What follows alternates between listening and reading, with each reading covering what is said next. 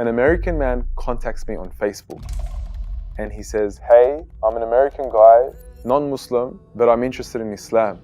I said, "Wow, that's awesome. Who directed you to me?" He goes, "Well, I play PlayStation. I've been playing online with a guy from Saudi Arabia. He told me that there's a guy in Australia that you should speak to, and he sent me your video." I was in the airport. I said, "I can't speak to you now, but I'll speak to you when I land. And by the way, I'm actually going to America." He completely immersed himself in Islam during that conference. There was everyone. There was Hamza Zortzis. There was all these big names that he got to speak to. Alhamdulillah, I believe like a few weeks after that, he accepted Islam. And I'm like, that one Saudi Arabian brother who's playing Call of Duty helped bring this guy to Islam. And I was like, wow. Assalamu alaikum, Brother Kamal Saleh. We are very happy to have you with us. I want to start with, who is Kamal Saleh? Can you tell us briefly about your life? Wa alaikum salam wa rahmatullahi wa barakatuh. Thank you so much for having me. It's an honor to be with you guys. I really admire your work. My name is Kamal Saleh. Most people know me from my Talk Islam spoken word and my work with One Path Network. We do some videos, reminders, short films. Alhamdulillah, I've enjoyed being involved in the Islamic creative space now for about 10 years, and I'm currently based out of Sydney, Australia. What prompted you to start a YouTube channel, and how did you come up with the idea of preaching Islam with poetry? My YouTube channel actually began well beyond Talk Islam. I had a YouTube channel where I would just post filmography, things that would be relevant to my passion in film, things that were relevant to my passion in video effects, special effects. The Islamic side, or Talk Islam, started a little bit later, and that's when I actually began to take my religion a bit more seriously, when I went into university. What made you take your religion seriously then? I actually went to university with a passion for just making videos. There's a very funny instance actually when I walked into the first class of screen production, and the teacher actually asked everyone, "Stand up and tell us why you're here." And everyone said, "Oh, I want to make documentaries, I want to make films, I want to go to Hollywood, I want to do this, I want to do that." I unfortunately got up and said, "I want to make music videos." So I clearly wasn't religious, I wasn't in the right state of mind, I wasn't practicing, and my mindset was very, very far away from Talk Islam, which was, I believe, just 2 years before Talk Islam was born. But, you know, as the story goes with many people, there is no happiness in that kind of lifestyle. There's no tranquility, there's no peace. So I began to take my religion a bit more seriously. What happened next? Why did you move to Islamic content and rather than music content? It's a long story, but I can just give you a few instances. Muslim Students Association, they found out there's a Muslim kid at university who's really good at making content. He's in media production, he's really good at making videos, let's get him to help us out. And personally, I enjoyed doing it. I enjoyed helping them out, even though I wasn't the most practicing person.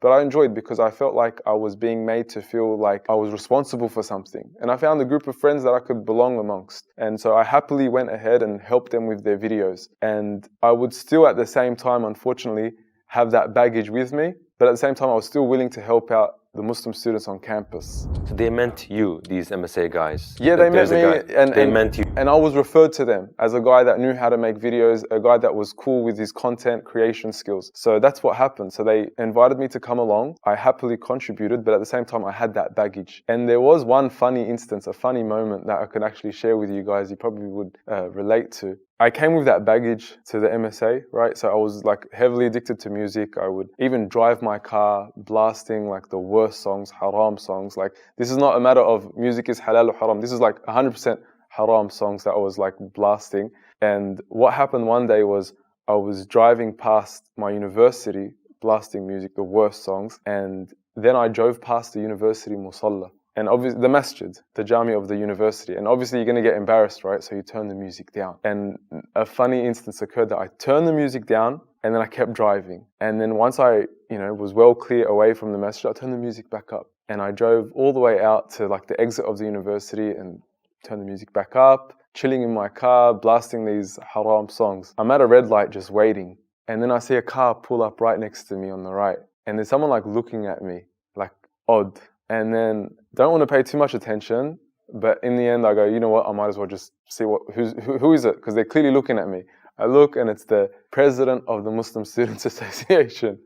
So that was a very embarrassing experience for me. But at the same time, I believe it's not a coincidence. There's like thousands of students on campus, but Allah chose him to be right next to me. And it was kind of like an embarrassing reminder from Allah subhanahu wa ta'ala, pick your socks up, get your act together. That was a moment when I really had that realization that, look, Kamal, man, you really need to change. You really need to just get your act together, choose what kind of lifestyle you want to follow. And obviously, I had a friend that would constantly push me towards deen, take me to the masjid, take me to, even just restaurants, hanging out, looking after me, but at the same time giving me those gentle reminders to pull myself up. And I think that was in like 2011 when I had like the biggest change in my life. When you decided to change your lifestyle, what did you do to make this happen? In 2011, when I decided to take the journey to Hajj, so I was like 20 years old, and bear in mind, like I decided to make that journey at a time when I wasn't even that practicing. Yeah, I was passionate about my deen, but I had a lot of baggage. I had a lot of problems, but I just, convinced myself that going on this journey, the final answer will be the solution. Obviously, we're going to still commit sins. We're still going to be bad. We're still going to fall and have shortcomings. But I felt like this was going to be the defining moment where I decide to start taking things a bit more seriously. So that Hajj journey, that experience that I had, I just went and I said to Ya Allah, everything I've done in the past, I'm not going back to it. But there was one particular dua that I made that day, and that was relevant to my skill set, my passion, which was creative media, content, production. On Arafah, I literally begged Allah subhanahu wa ta'ala. I said, Ya Allah, use me for your deen through my skill set, which was making videos, making content. And that was in November 2011. Talk Islam YouTube, when did it start? 2 months later, January 2012, right? And that was the first ever viral video. And I clearly see a link. Atheists will come and say, oh, it's a coincidence. I don't see any coincidence. I see Allah subhanahu wa ta'ala facilitating you. 2 months, literally, right after I made that dua, and I felt like that was Allah subhanahu wa ta'ala just helping me. How did you feel when this went viral? I felt like that was the answer to my dua, literally. And it just made so much sense. I'm like, 2 months ago, I was in Arafat asking for this. And then 2 months later, I'm sitting here and I've literally got it. And not only have I got it, I got even more. Because I told you before that my dream was what? To make music videos. And there was actually a website that my dream was to get onto this website because it had the world's best hip-hop music videos. My dream was to one day get on that website. My friend called me the next day. He says, Kamal, go on that website that you always brag on about. I went on it and he goes, your video is on the front page of that. And I was like, whoa. I'm like, yeah, Allah, people talk coincidence. For me, I don't believe in coincidences. I believe if, Allah knows if I'm sincere or not sincere, but if you call upon Allah, yes, Tajib, He answers. How did your family and friends react to your dawah at first? I guess they were a bit hesitant at the beginning, like a young boy putting his face out there, Muslim content at a time of heightened Islamophobia. Is he going to get a job? This is not the best idea to put yourself out there. So there was a bit of hesitancy that I did experience, but at the same time, I felt once people started appreciating the content and the videos were doing, well, and the comments were supportive, I felt like that really helped. Is there an event in your dawah life that you cannot forget? As I mentioned before, some of the greatest rewards of content, or the best hasanat, are not necessarily the content creators, but those that share the videos. Average people, literally people that don't necessarily have the best skills when it comes to production, but they know how to press share. They know how to recommend a video to their friend. They have someone who's a non-Muslim in their life and they share the video. I personally believe that these people get the greatest rewards because the sincerity they have is a lot easier to maintain than the sincerity that someone has while he's speaking in front of a camera. That's the first thing. The story that actually happened was, I think about 6 years ago, an American man contacts me on Facebook and he says, hey, I'm an American guy, non-Muslim, but I'm interested in Islam. I said, wow, that's awesome. Who directed you to me? He goes, well, I play PlayStation. I've been playing online with a guy from Saudi Arabia. He told me that there's a guy in Australia that you should speak to. And he sent me your video. I'm like, oh, wow, cool. How can I help you? He's like, oh, I want you to teach me about Islam. I was in the airport. I said, I can't speak to you now, but I'll speak to you when I land. And by the way, I'm actually going to America. He goes, oh, cool, you're going to America. Where are you going? I said, oh, I'm going to Chicago. I said, where are you from? He goes, oh, I'm from Chicago. And then he's like, oh, what are you doing there? I'm like, there's an Islamic conference. He goes, oh, I'm coming. And I met him there at the conference. And it was like, he completely immersed himself in Islam during that conference. There was everyone. There was Hamza Zortsus. There was all these big names that he got to speak to. Alhamdulillah, I believe a few weeks after that, he accepted Islam. And I'm like, that one Saudi Arabian brother who's playing Call of Duty helped bring this guy to Islam. And I was like, Wow. But there's all these stories, and I feel like I'm a rookie. There are much greater people in the da'wah that have done so much more, and like I've done absolutely nothing. I'm just a guy that makes YouTube videos, but I ask Allah, to accept. MashaAllah, incredible story. Why do you talk about Islam when you're not a scholar or a teacher? Look, I totally agree with that sentiment. I don't believe everyone should be, speaking about Islam and speaking about every issue under the sun. I agree with that sentiment, but at the same time, I would also argue that if we were going to leave da'wah to the scholars, that would lead to an extreme void in the da'wah. Why? Because a scholar can't go to every single person, but rather Allah subhanahu wa ta'ala has made each and every single one of us ambassadors of Islam.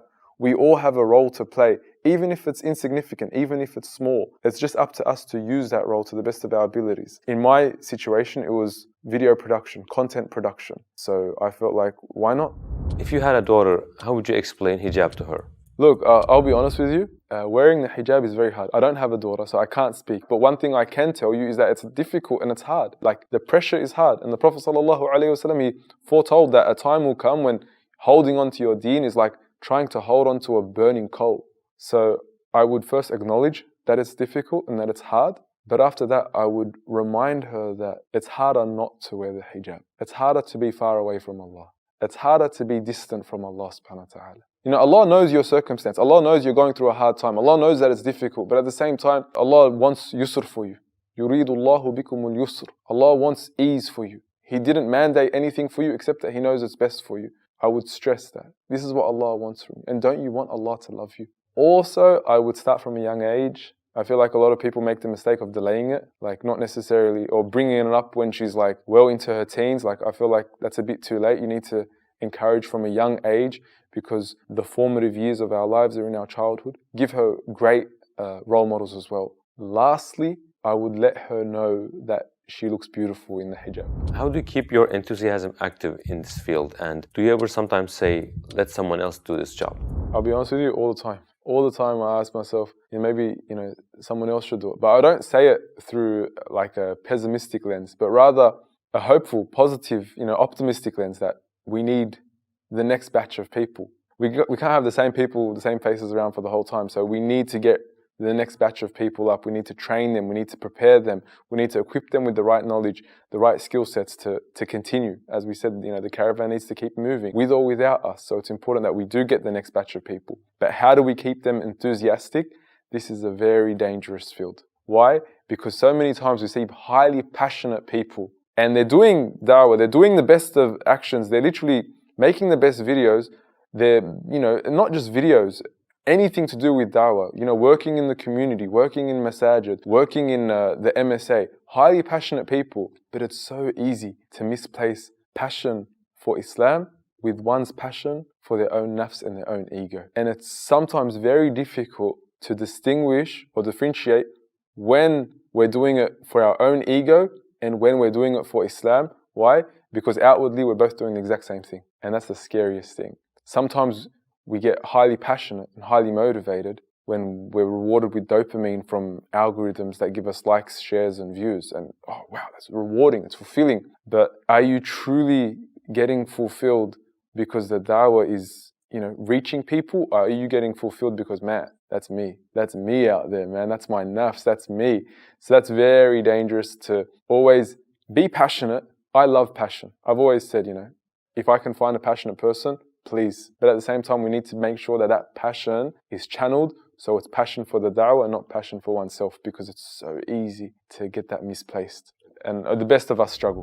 What is your biggest dream in life? My biggest dream in life is just husn al-khatimah, the best death, a good death, a noble death. Just end with La ilaha illallah Muhammad Rasulullah on my lips in a good state. I don't want to die doing something bad. I don't want to die doing something haram. I don't want to die in a bad place. I just want to die in a good place. You die in Medina. Die praying. Die doing something good. That's my biggest dream in life. Because guess what? If you do that, nothing else matters. If you've got that, nothing else matters. What else matters? You've guaranteed your ending was good, The Prophet ﷺ, he says, إِنَّمَا الْأَعْمَالُ بِالْخَوَاتِيمِ, that actions are judged by their endings. Imagine the ending of your life was good. What does that say about your whole life? So, husn al-khatimah is my biggest dream. A good death. Not so people can remember me, but rather so Allah subhanahu wa ta'ala can be pleased with me and that I meet in a good state. You know, مَنْ مَاتَ عَلَى شَيْءٍ بُعِثَ عَلَيْهِ. Whoever dies on a thing, he'll be resurrected upon that. So I just want to be like resurrected in a good state, to have that easy, day of judgment experience. If you had a chance to talk to all the non-Muslims in the world, what would that be?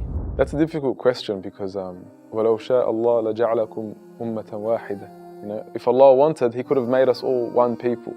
If Allah wanted, He could have guided all people. If Allah willed, He could have made everyone Muslim. So I don't want to answer a question as though like, I have the secret, because Allah subhanahu wa ta'ala, He is the controller of the hearts. But what would I say to all non-Muslims? If they could hear one message, it would be, the most important question in your life is, why are you here? You can convince yourself that you're here because of some reason that you've invented for yourself, but surely there's something greater. Surely there's a meta-narrative, an overarching narrative. Surely there's a greater purpose to life than one that you've just made up for yourself. And your purpose of life is with Allah subhanahu wa ta'ala. And your purpose of life can only be determined from truth, and that truth is God, the Creator. He tells you what your purpose of life is. So come to your Creator. Actively search for your Creator. Actively search for the truth. If you are sincere in your search, may Allah give you the truth. Brother Kamal, Saleh, thank you for your beautiful answers. It was very beneficial, and hope to meet you in future projects and in a much better place, inshallah. Insha'Allah.